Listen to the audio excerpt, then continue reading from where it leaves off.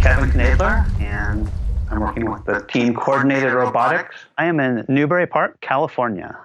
For the virtual track, it is just me. In the tunnel, I learned enough to be able to use the ground vehicles, and so be able to take those ground vehicles, run them in the cave circuit, and then in the urban circuit, I had the aerial vehicles flying around and finding artifacts and mapping the environment, and want to also be able to run those in the cave circuit and run them together, communicating, and both of them sharing information and finding artifacts. Currently, the ground vehicles share information, and the aerial vehicles share information, but not between the two right now. And so that's going to be one of the steps that needs to happen.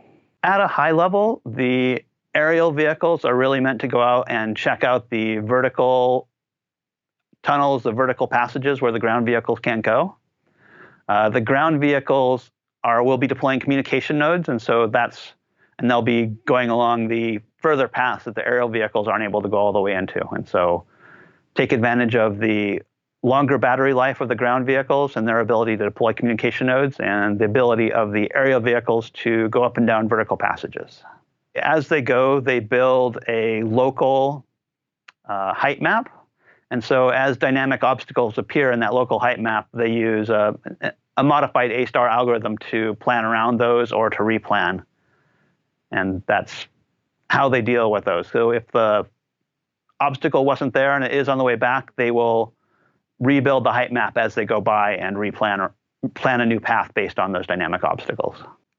The time management is relatively straightforward. All of them know when the contest is going to end, and so they have pretty clear instructions at what needs to happen at what time.